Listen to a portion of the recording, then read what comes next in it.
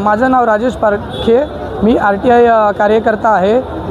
इथे BMCच्या नावावर अनधिकृत बांधकाम झालेलं आहे। BMCला पुढं करून, पोलिसांना पुढं करून, आणि ज्यावेळेस नोव्हेंबर 2025मध्ये BMCने जे गटाराचं काम चालू केलं होतं, तर त्यावेळेस इथं जे अधिकृत दुकानं होते तर ते पुढं घेण्यात आले होते, आणि काम झाल्यानंतर इथे ज्यावेळेस पुन्हा हे पुनर्वसन झालं जुन्या दुकानांचं, तर त्याच्यामध्ये 4 दुकानं हे अनधिकृत बांधण्यात आलेले आहेत। या इथे पहिल्या कोपऱ्यामध्ये एक पेपर स्टॉल होता, तर त्याच्यानंतर इकडे एक अनधिकृत बांधकाम चालू झालेलं आहे। परत हे गुलाबजामचं दुकान आहे, हे पण अनधिकृत आहे, याचे काहीही पेपर नाही। तसेच पुढे एक बडीज बर्गर आहे, ते पण अनधिकृत आहे। त्याच्यानंतर ह्याच लाईनीला पुढे जर गेलं तर एक लिंबू सरबतचा टेबल होता, तर तिथे आज एक स्टॉल झालेला आहे। तर याच्यावर मेहरबानी कोणाची, BMCची की पोलिसांची, की यांनी बलाढ्य पैसा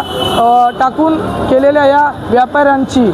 माझी BMCला आणि शासनाला हीच विनंती आहे की जे अनधिकृत बांधकाम इथे झालेले आहे त्याच्यावर चौकशी करावी आणि अनधिकृत बांधकामावर डेमोलेशन करावे, त्याची शहानिशा करून त्याचे डेमोलेशन करण्यात यावे, हीच माझी शासनाला विनंती आहे। नमस्कार।